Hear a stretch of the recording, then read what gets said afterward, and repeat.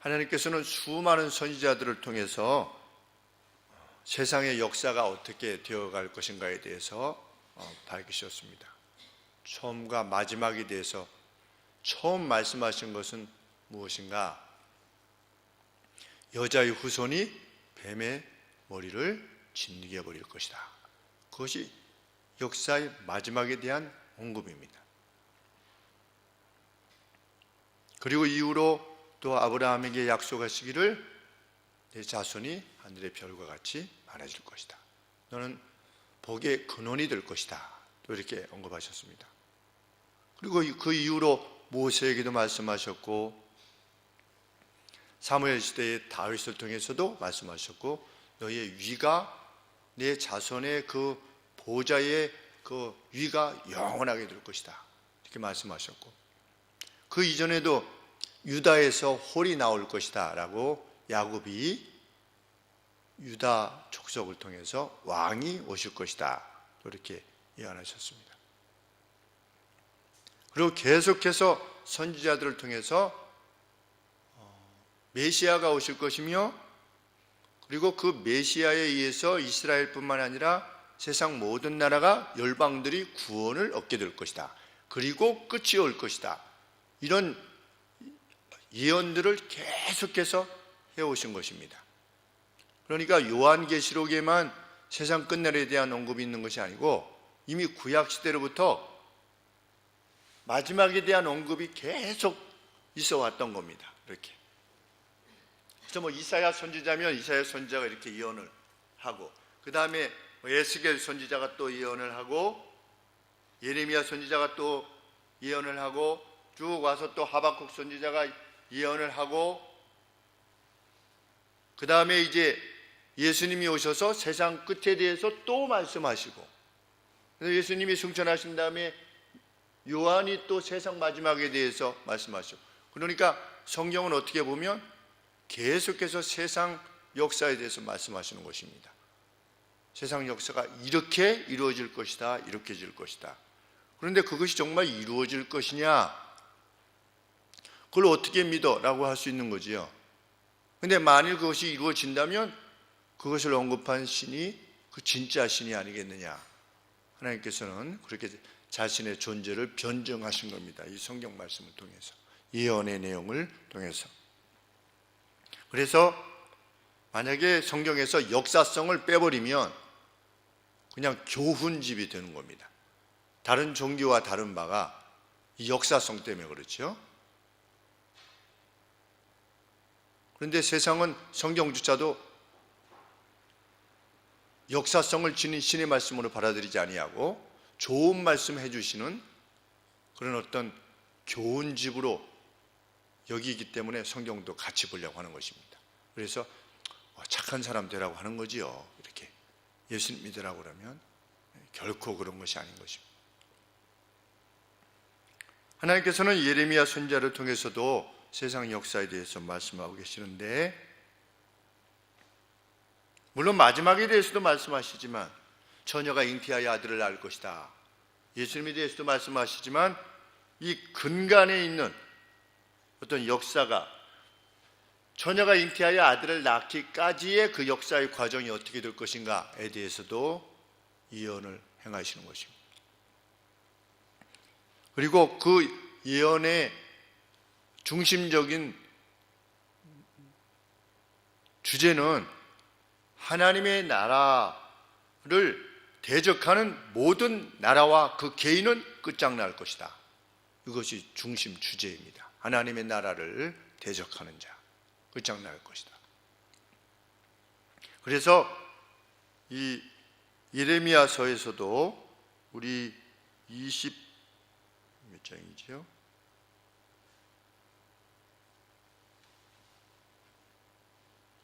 이미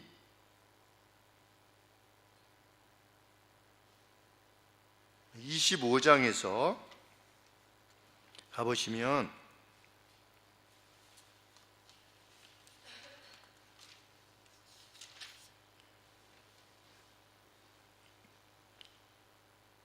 각 나라에 대한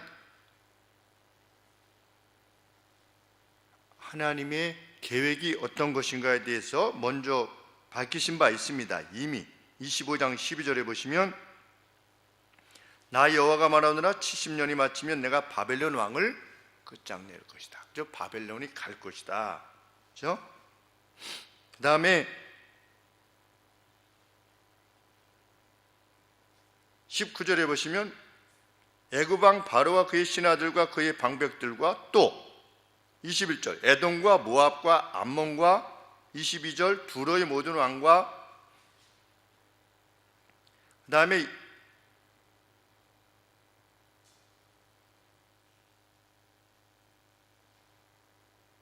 20절에 보시면 모든 잡족과 우스 땅 모든 왕과 블레셋 사람의 모든 땅 모든 왕과 아스글론과 가사와 에그론과 아스돗의 남은 자와 이런 자들을 어떻게 할 것이다? 다 끝장낼 것이다. 이 나라들은 어떤 나라들입니까? 이스라엘을 대적했던 나라들입니다. 근데 이 나라들을 하나님께서 끝장내실 것이다. 이렇게 이미 간략하게 말씀하신 겁니다.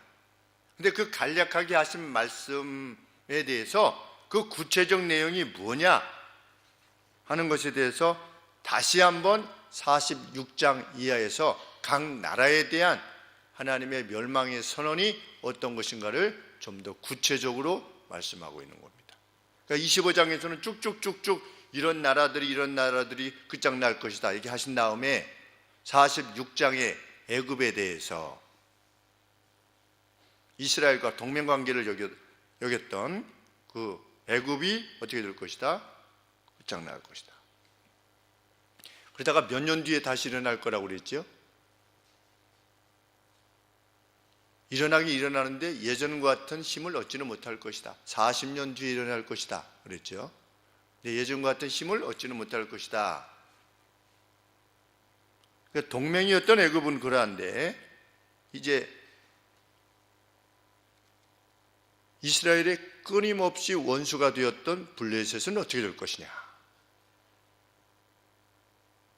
지금은 상황 자체는 어떻습니까? 북이스라엘은 멸망해 있는 상태고 아시리아에, 그리고 남쪽 유다만 남았는데 남쪽 유다도 어떻게 될 것입니까? 바벨론에 의해서 멸망당할 것입니다. 그것이 예고되고 있는 가운데서 그러면 다른 나라는 어떻게 되는 겁니까? 이렇게 물을 수밖에 없지요. 우리 하박국 선지자 같은 경우는 다른 나라는 이 유다보다도 더 나쁜 나라인데 아니 우리는 멸망하는데 다른 나라는 어떻게 됩니까? 그러니까 하나님께서 한마디로 그건 너희 걱정할 바가 아니라는 거죠. 내가 다 어떻게 할 거다. 그것들을 다 멸망시킬 거다.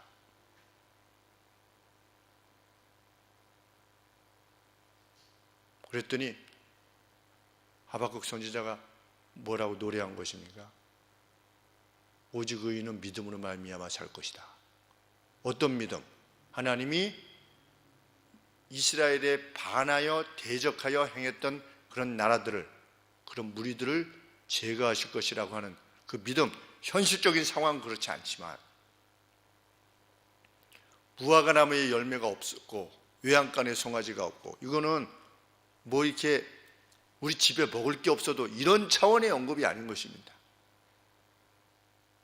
통장에 잔고가 없고 이런 수준으로 이 하나님의 말씀을 격화시켜서는 안 되는 거죠. 그것을 의미하는 것이 아니라 정말 보이는 시대의 전망이 너무나 암울하고 이런다 할지라도 하나님은 역사에 대한 분명한 의지를 가지고 계시는 분이라는 것이 확실시 되면 그 어떤 상황이라 할지라도 그것을 두려워하지 않는다는 것이죠. 여호와를 인하여 즐거워할 뿐이다. 그런 이제 고백을 행하게 되게 되는 것입니다. 46장의 애굽에 대해서 기록한 이후에 47장에서는 이스라엘의 끊임없는 원수가 되었던 블레셋이 어떻게 될 것인가에 대해서 하나님께서 예언케 하십니다. 그런데 언제 임했다고 말하고 있습니까? 1절에 보시면 파라오가 가사를 치기 전에 블레셋의 5대 성 중에 하나인 가자, 이 가사를 치기 전에 하나님의 말씀이 예레미야에게 임하였다. 그러면 바로가 가사를 칠 때가 언제냐? 그런데 그게 명확치 않답니다. 그래서 여러 가지 학설들이 있는데 저 자신이 그쪽 부분에 대해서 구체적으로 잘 모를 뿐만 아니라 학자들끼리도 서로 이것이 아마 이럴 것이다 저럴 것이다 여러 가지 이유를 들어서 언급을 하는데,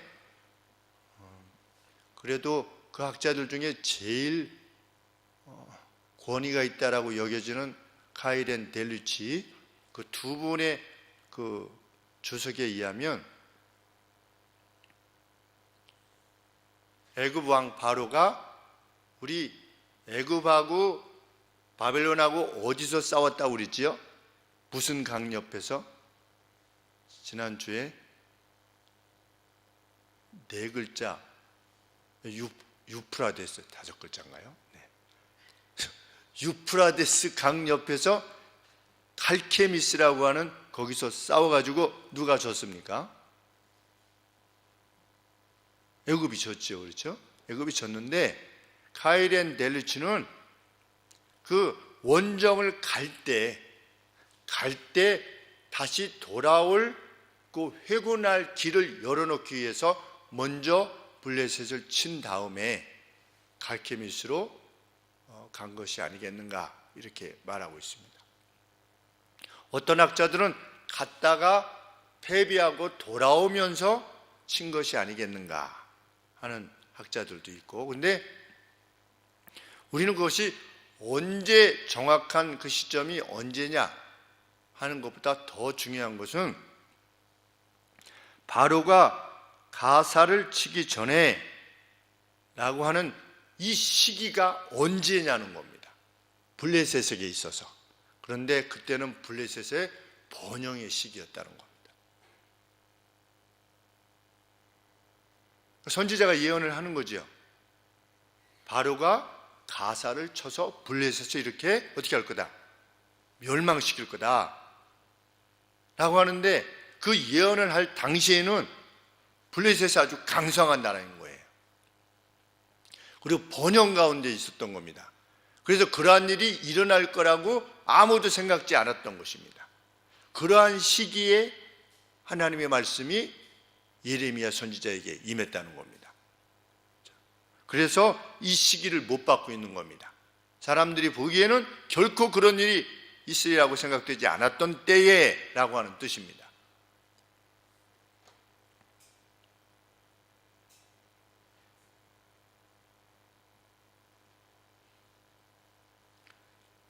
하나님께서는 이스라엘의 원수인 블레셋을 멸절시키실 것이다 이렇게 예언하고 계십니다.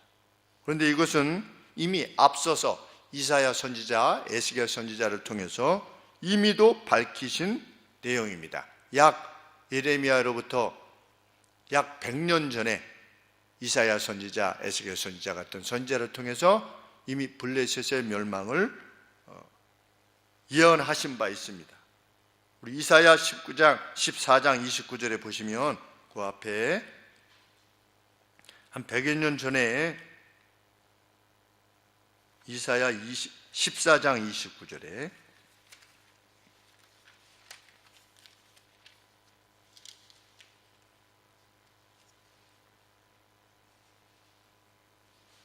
제가 읽습니다. 14장 28절에 아하스 왕의 죽던 때 받은 경고라. 블레셋 온 땅이여 너를 치던 막대기가 부러졌다고 기뻐하지 말라.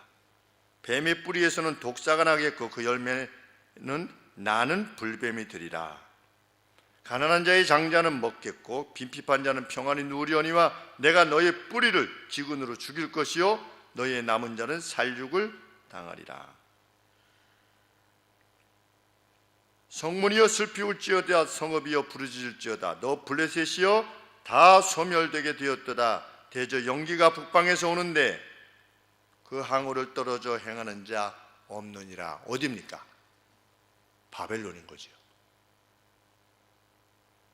하나님께서는 미리 예언하시는 것입니다. 이미 예언하셨습니다. 그런데 다시 예레미야 선지자를 통해서 예언하시는 것입니다. 우리 에스겔 거의 동시대에 있었던 에스겔 25장 15절 뒤지요. 예레미야 애가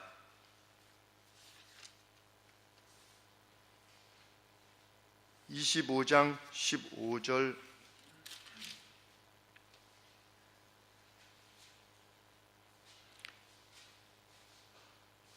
나 주 여호와가 말하노라 블레셋 사람이 옛날부터 미워하여 멸시하는 마음으로 원수를 갚아 진멸코자 하였도다.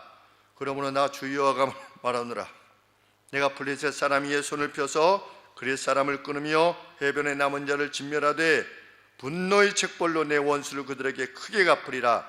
내가 그들에게 원수를 갚은즉 그들이 나를 여호와인 줄 알리라 하시니라. 그렇죠? 이렇게 역사상에 하나님께서 다양한 선지자를 통해서 분명하게 밝히신 겁니다. 블레셋을 멸망시킬 것이다. 왜 그렇다라고 언급하고 있지요? 우리 예레미야서에 조금 전에 보시면 에스겔 25장에 블레셋 사람이 옛날부터 미워하여, 누구를 미워했을까요? 이스라엘을 미워한 겁니다. 멸시하는 마음으로 원수를 갚아서 영원한 적이로서 파괴하려고 하는 그 마음, 그 복수하려고 하는 마음으로 이스라엘을 끊임없이 공격했다는 겁니다. 근데 everlasting enmity 이렇게 되어 있는데 끊임없는 적대감으로 누구에 대해서? 이스라엘에 대해서. 그렇기 때문에 블레셋에 의해서 굉장한 괴로움을 당한 거지요. 이스라엘이. 사울 때부터, 사사기 때부터, 그러니까 가나안 진입 때부터 괴로움을 당하지 않았습니까? 그런데 내가 반드시 멸하겠다. 여기서 우리는 무엇을 알게 되는 겁니까? 하나님께서는 하나님의 백성과 하나님의 나라를 대적하는 자를 결코 가만히 두시지 않는다는 겁니다. 자기 백성을 헤아려 하는 자를 가만두시지 않겠다는 거죠. 그것이 하나님의 명백한 뜻입니다.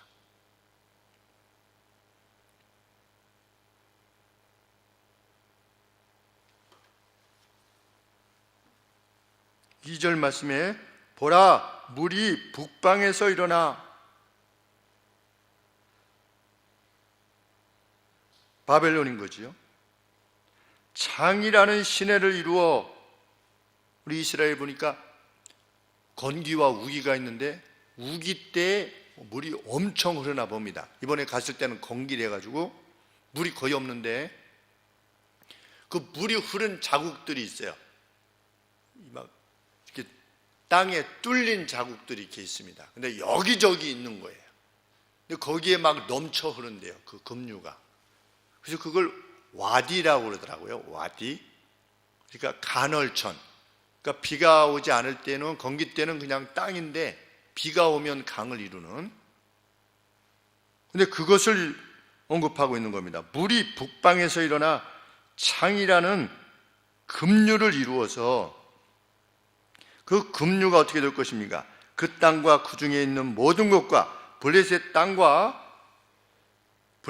안에 있는 모든 것, 다시 말하면 그 성읍과 거기 거하는 거주민들을 엄몰시킬 것이다. 넘쳐 흐르게 될 것이다.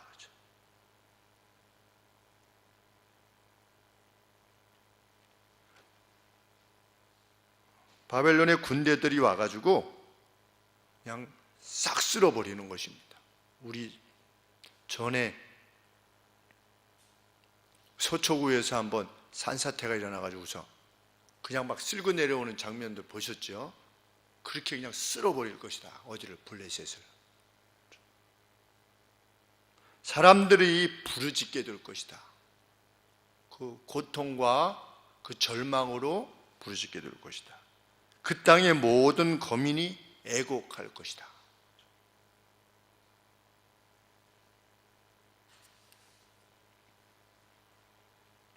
그래서 불이 나면 건질 게 있는데 홍수가 나면 건질 게 없다고 그러죠. 그렇죠?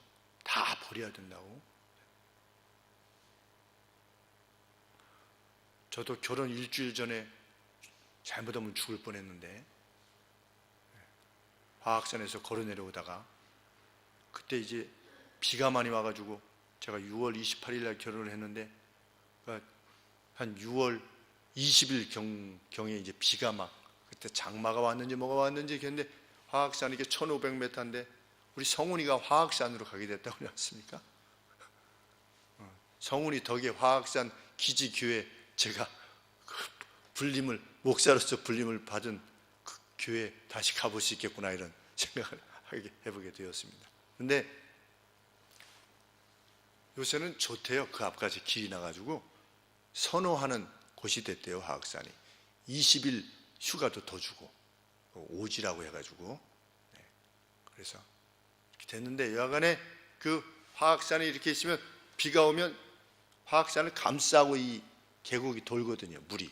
그러면 점점 내려갈수록 이제 여러 번 걸어 내려갈 때 여러 번 이 물을 건너야 됩니다. 계곡 물을. 이 건너야 되는데 제일 마지막에 이제 걸으려고 했는데 물에 들어갔는데 무릎이 이렇게 있으면 무릎 아래까지 이 물이 차는 거예요. 그래서 조금 더 들어가려고 했는데 이 무릎이 넘어가는 거예요. 그런데 제가 듣기로는 계곡물은 무릎이 넘어가면 죽는다라는 말을 들었습니다. 무릎을 넘어가면 넘어진다는 거죠. 그런데 계곡물에 한번 휩쓸리면 뼈도 못 찾는다. 사람들이 그렇게 그러니까 아주 그 돌들이 다 부딪혀가지고 내려오면서 아주 그냥 사람이 으깨지나 봐요. 그렇죠?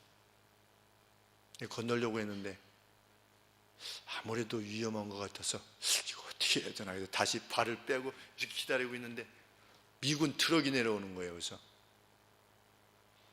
트럭은 어떤가 이렇게 봤더니 트럭이 막 쓸려 내려가는 거예요. 트럭이. 그래서 건넜으면 큰일 날 뻔했죠. 저희 집사람도 못 보고 그냥 바로 그냥 실종 신고. 혼자 내려오니까 혼자 내려오는 거니까 그만큼 물이 이 급류라는 게 정말 무서운. 근데 이스라엘 물은 그렇답니다. 우기 때 우리 아프리카도 보면 자주 나오지 않습니까? 건기 때와 우기 때 그 비 오는 것이 하나님께서 블레셋을 그렇게 멸절시키실 것이다.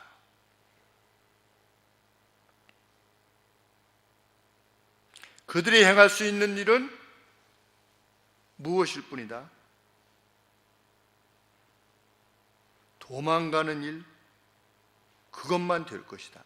3절 힘센 것에 굽치는 소리. 그런데 힘센 것이 뭐냐면 종마입니다. 종마.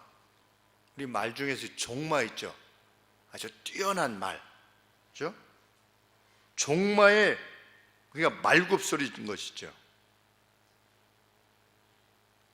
막 도도독 도도독 하는. 이번에 제주도 가가지고 무슨 말로 공연하는 것을 봤는데 몽고 청년들이 와가지고서 말로 이제 무슨 고구려 누구를 뭐 이렇게 한다고 해가지고서 말이 한 40마리 이상 막 서로 싸우는 장면도 연출을 하고 그러는데 그런 말들이 막 달려오면서 사람을 죽이면 정말 무섭겠다 이런 생각이 들었습니다. 야, 말이 이 기병이라는 게 무섭겠구나. 그냥 앞으로 이렇게 뛰어가도 와 이러고 있는데 자기를 죽이려고 이렇게 칼을 가지고 이렇게 달려들면 와 정말 몽고가 막 쳐들어갔을 때 얼마나 무서웠겠는가. 그렇죠? 온다더라 그런데 벌써 와 있는 거예요. 그렇죠? 온대 그랬는데 벌써 와 있는 거죠. 힘센 것에 종마에 굽치는 소리와 달리는 병거, 오늘로 치면 탱크입니다. 병거의 바퀴 소리에 울리는 소리에 그 소리가 너무나 무서워서 아비의 손이 풀려서 그 자녀를 붙잡지 못할 것이다. 턴백하지 않을 것이다. 앞으로 도망가는 일에만 아비라 할지라도. 안마스 목사님께서 그러셨습니다. 6.25 때 어머니 손을 잡고 도망을 가시는데, 설교 시간 때 하신 말씀이시니까 도망가시는데 그 공중에서 폭격이 이래가지고 폭탄이 탁 터졌대요. 그래서 우리 영화나 무슨 신문 기사에 보면 엄마는 죽는 순간까지 자기 아기를 보호하기 위해서 이렇게 죽었다고 대부분 이렇게 듣고 있는데, 폭탄이 탁 터지니까 엄마가 없어지셨대요. 자기는 그냥 당신은 길거리에 그냥 버려져 있고 엄마가 무서워서, 그러니까 목사님 어머님이 무서우셔가지고 어디로 팍 숨으신 거예요. 그러니까 얼마나 무서우셨으면 그러셨겠어요. 그래서 영화하고 좀 다르다고, 이렇게 전쟁이 이렇게 무서운 거다, 폭탄이 이렇게 공포를 주는 거다, 이렇게 말씀하실 때가 있었었는데, 여기 보면 그 소리에 아비가 무슨 어떻게 하려고 해서가 아니라 그 두려움에 손이 이렇게 풀려서 자기 아들을 잡을 수 없을 만큼 그렇게 혼비백산하게 될 것이다. 누가? 블레셋 백성들이.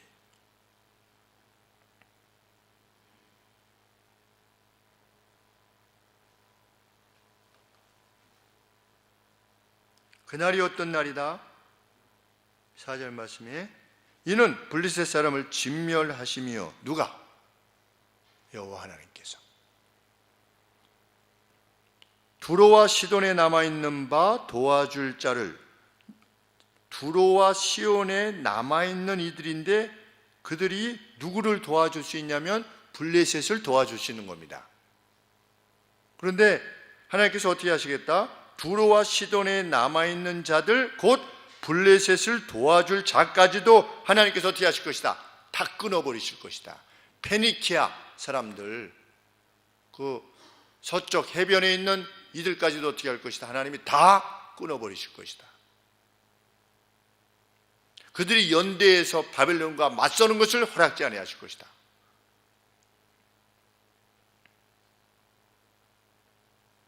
여호와께서 갑돌, 이 블레셋이 갑돌이라고 하는 지역에서 나왔대요. 그래서 갑돌에 남아있는 블레셋, 그 본진까지 어떻게 할 거다? 다 그 시초까지, 근원까지 다 멸하실 것이다. 지금 블레셋 사람이 남아있을까요? 안 남아있을까요? 안 남아요. 영어로는 남아있어요. 팔레스타인. 영어의 팔레스타인인데 그 팔레스타인 사람들이 아니래요. 이름만 남아있는데 지금의 팔레스타인 사람은 터키 지역에서 내려온 사람들이야 합니다. 그러니까 민족이 다른 거죠.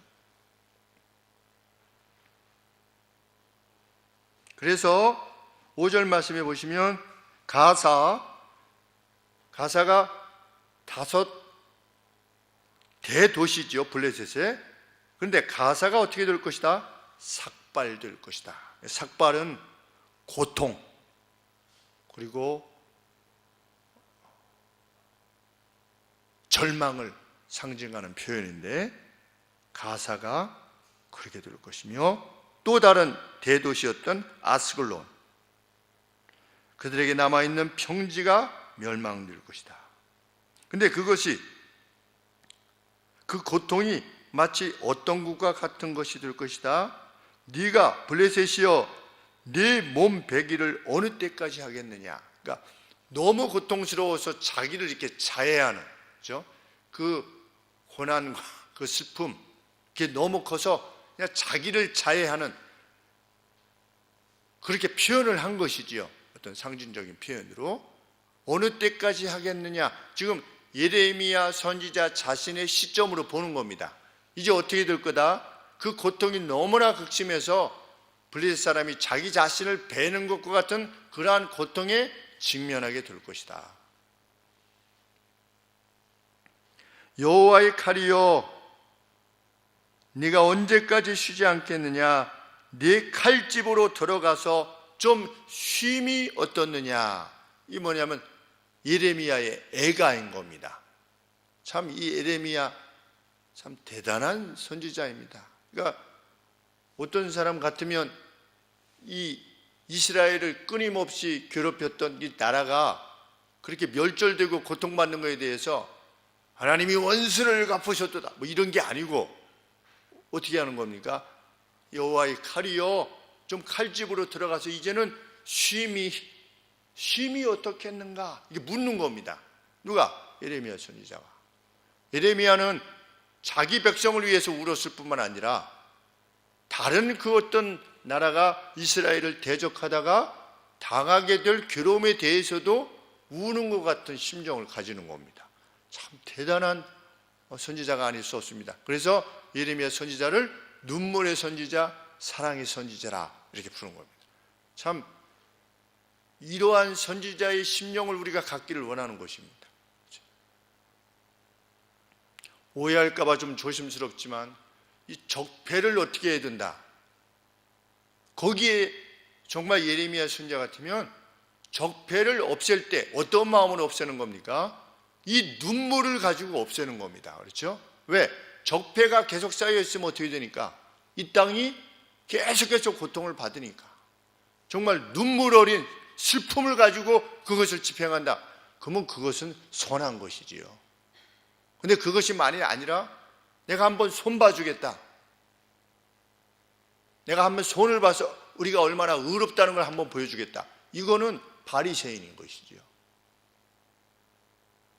우리는 하나님을 믿는 사람은 이 예레미야의 심정을 가져야 될 것입니다. 그 누군가 뭐가 이게 잘못해가지고 박근혜 전 대통령이 그 맨날 포승줄에 나와서 몇 번을 받는지 몰라요. 그렇죠? 그러면 제가 대통령 같으면 그걸 명할 수 있는지 없는지 모르겠지만 그 장면 좀 안 나왔으면 좋겠다. 적어도 그렇죠?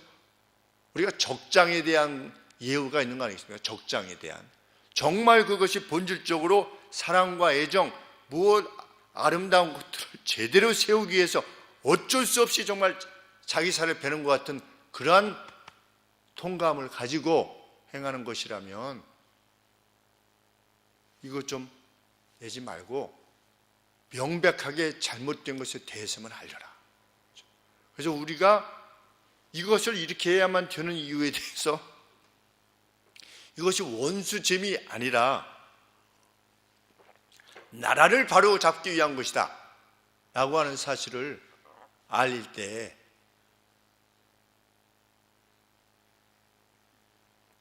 예의 바름이 있어야 되는 거죠. 예의 바름.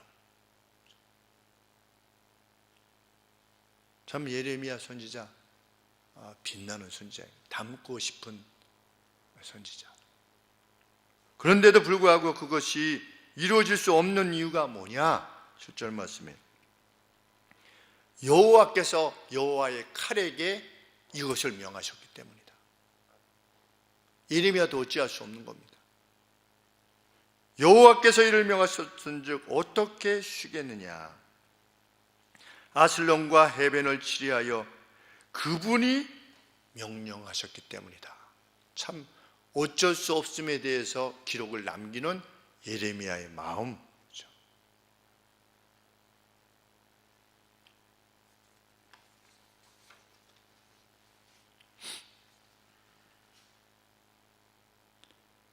우리 중반에 말씀드린 바와 같이 블레셋에 이렇게 진멸되게 된 이유에 대해서 하나님은 에스겔서 25장 15절에서 말씀하셨지요. 끊임없이 에버레스팅하게 영원히 하나님의 나라를 대적했기 때문이다. 수백 년간. 그렇죠.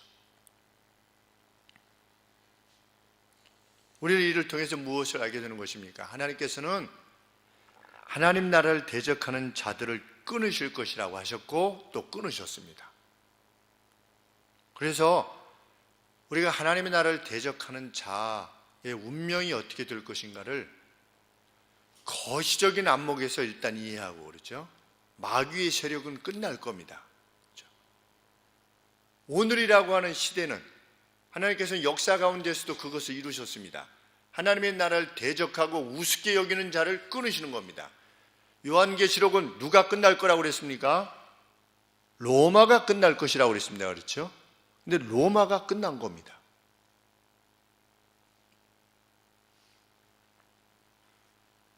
그것은 오늘도 하나님의 뜻입니다. 또 세상을 심판하시는 날에 있어서의 하나님의 뜻이기도 합니다. 그런데 반면에 주님께서는 무엇을 약속하셨습니까? 그 누가 내 이름을 위하여, 그렇죠? 주님의 제자라고 하는 그 사실로 인하여 그들이 나가서 소자와 같이, 여기서 소자라고 하는 것은 무가치한 이런 뜻이거든요. 월스리스하다, 그러니까 리틀이라고 표현하기도 하지만, 그러니까 이스라엘 사람들이 보기에 쉴 곳도 없고 머물 곳도 없는 늘 참 집시와 같이 다닐 수밖에 없는 제자들이 이스라엘 사람들이 보기에는 뭐같이 보일 수밖에 없는 것입니까? 무가치한 자로 보일 수밖에 없는 겁니다. 소자. 그런데 이 소자에게 내 이름 때문에 얼마나 복음을 전하는데 수고가 많으십니까? 라고 냉수한 것을 대접한 것에 대해서도 하나님 나라에 대해서 마음을 두고 그것을 행한 자에 대해서 결코 그 상을 잃어버리지 아니할 것이다, 이렇게 약속하셨습니다. 블레셋은 멸하셨지요. 근데 냉수한 것을 대접한 것에 대해서도 하나님께서는 그것에 대해서 갚아주실 것이다. 언제? 그날에. 그리고 오늘에 예수님이 말씀하셨죠. 금생과 내생에 100배로 받게 될 것이다, 이게 말씀하셨습니다.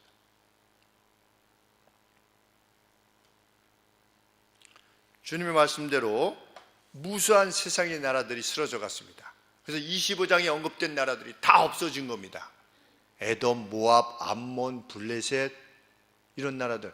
근데 애굽도 이게 될 거라고 했는데 다시 일어날 거라고 해가지고 일어났잖아요. 그렇죠?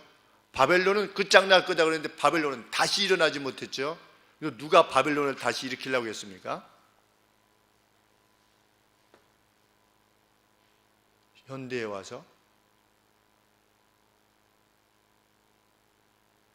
돌아가신 분, 이라크 후세인, 그렇죠? 후세인이 자기를 바벨론의 왕으로 이해한 겁니다. 그래서 중동의 맹주가 돼서 옛날의 영광을 이렇게 행할 것이다. 왜냐하면 이라크가 바벨론이잖아요. 그렇죠? 이라크의 우르 정도가 지금의 이라크의 바그다드입니다. 그쪽 지역이거든요. 그러니까 우리가 힘을 모아가지고 내가 맹주가 돼가지고 이라크가 바벨론 제국 같은 제국을 한번 내가 이루어보겠다, 이렇게 한 겁니다. 하나님이 허락지 아니하신 거죠.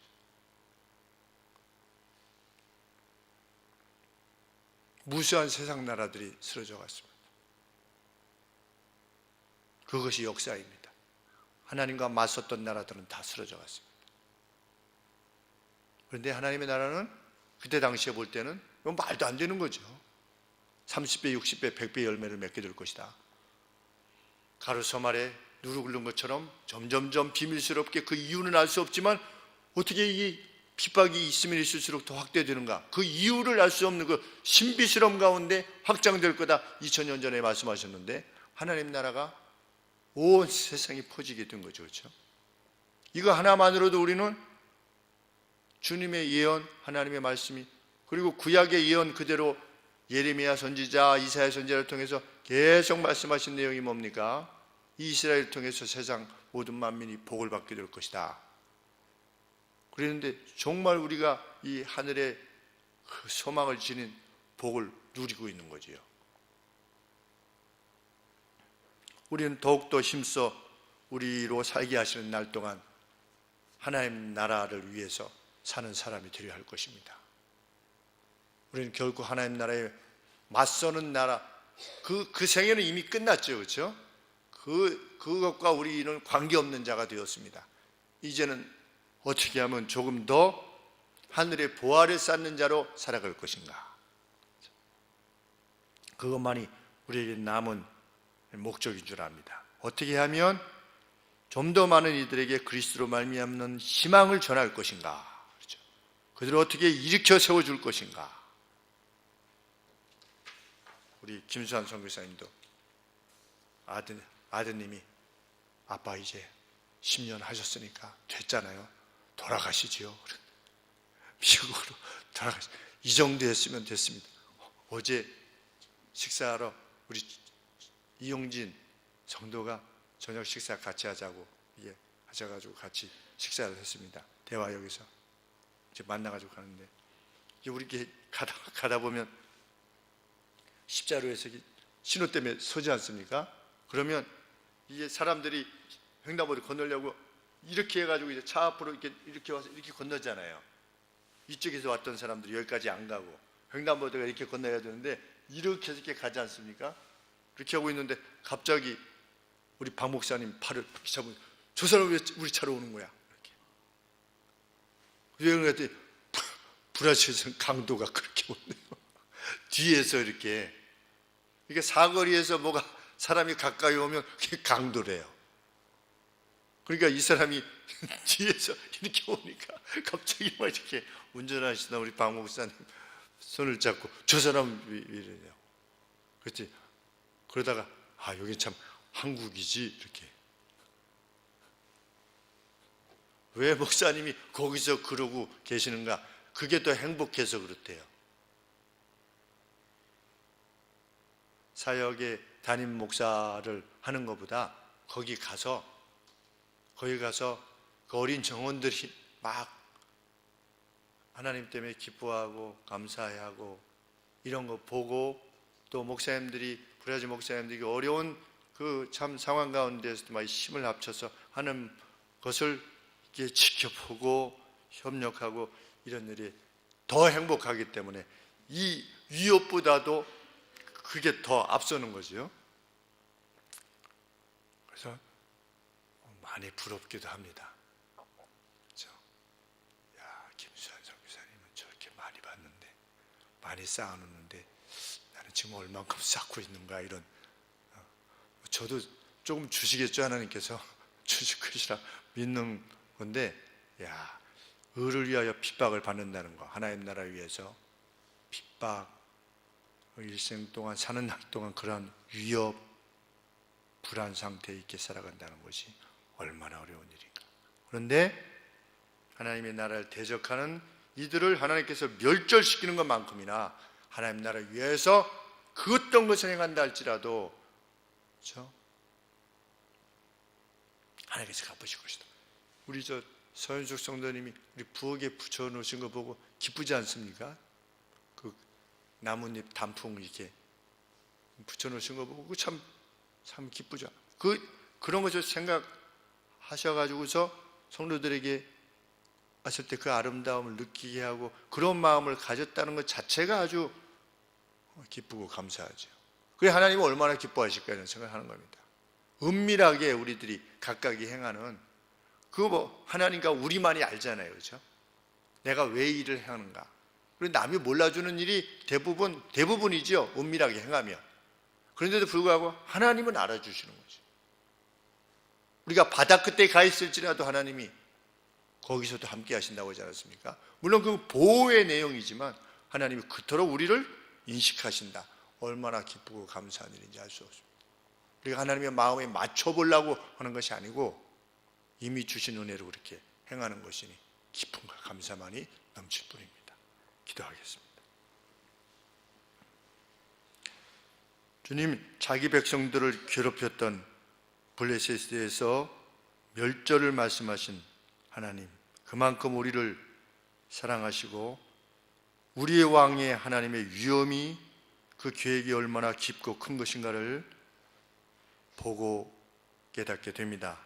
하나님, 흔들림 없이 하나님께서 왕이신 그 나라의 그 헌법대로 하나님을 사랑하고 이웃의 영혼을 사랑하고 저들의